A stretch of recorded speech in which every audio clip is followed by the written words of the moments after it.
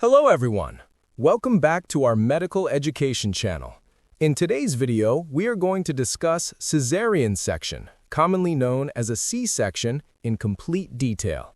Cesarean section is a surgical method of delivering a baby, and it plays a very important role in modern obstetrics. Although vaginal delivery is the natural way of childbirth, there are certain situations where normal delivery may be unsafe for the mother, the baby, or both. In such cases, cesarean section becomes a life-saving procedure. So in this video, we will understand what a cesarean section is, why it is done, how it is performed, and what care is needed after surgery. Let's begin.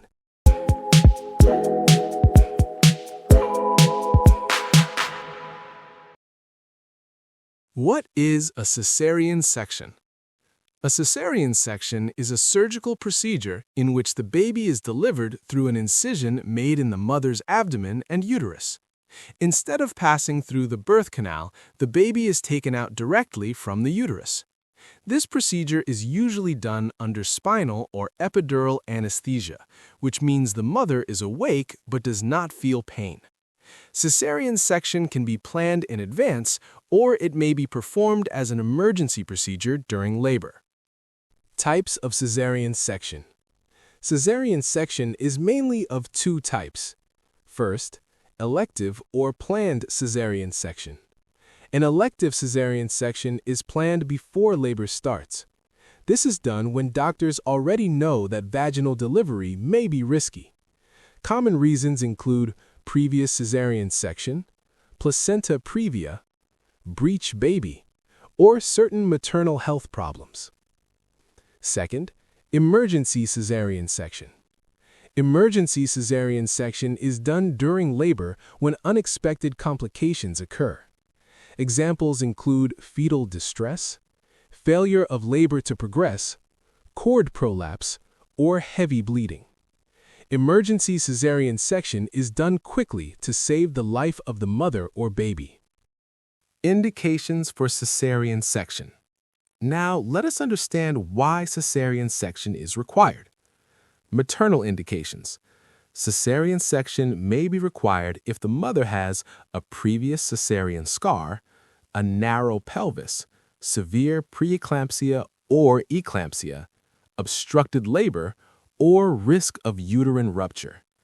Certain infections like active genital herpes also require cesarean delivery. Fetal indications. From the baby side, cesarean section may be needed in cases of fetal distress, abnormal heart rate, breech or transverse position, very large baby, or multiple pregnancy, such as twins or triplets. Placental indications. Cesarean section is also required in conditions like placenta previa, placental abruption, or abnormal placental attachment. Preparation before cesarean section. Before performing a cesarean section, proper preparation is done. The mother is explained about the procedure and written consent is taken. Blood tests are performed and blood grouping is done. The mother is kept nil by mouth for at least 6 hours.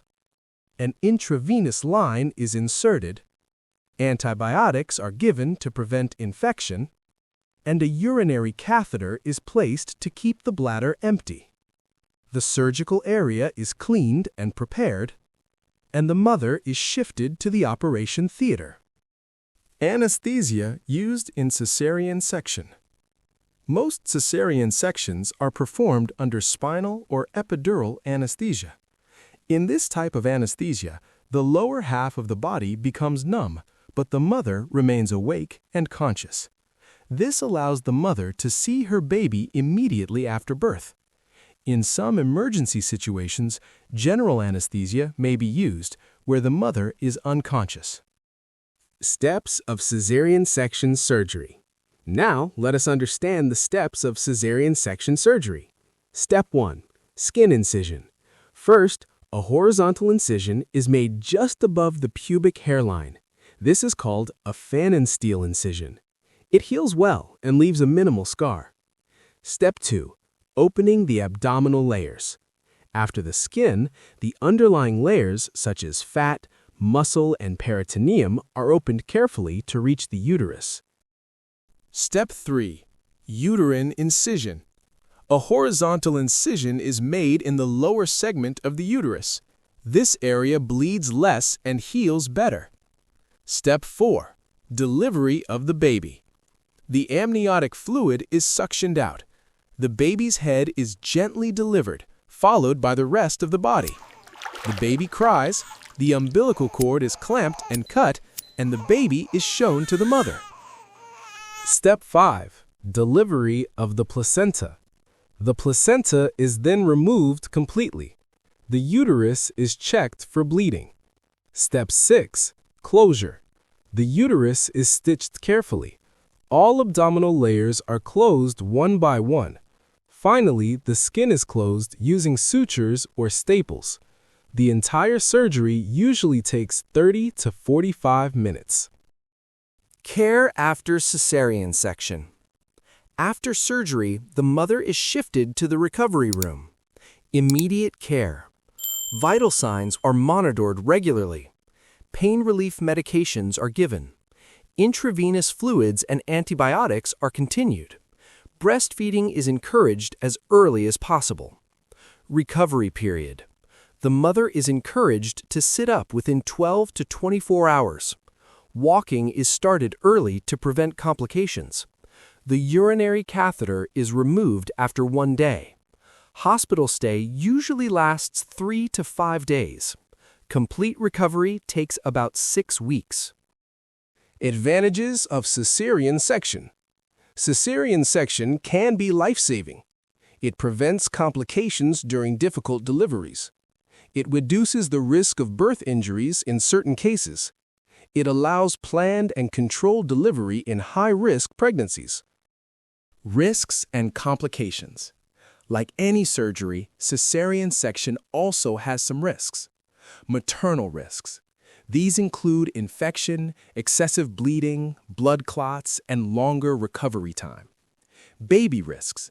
Babies born by cesarean section may have temporary breathing problems, especially if born early.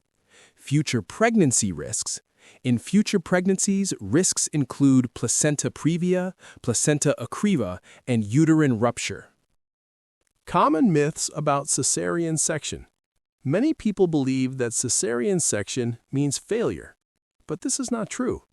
Cesarean section is a medical decision, not a failure. C-section babies are not weak. Mothers can breastfeed normally after cesarean delivery. Conclusion.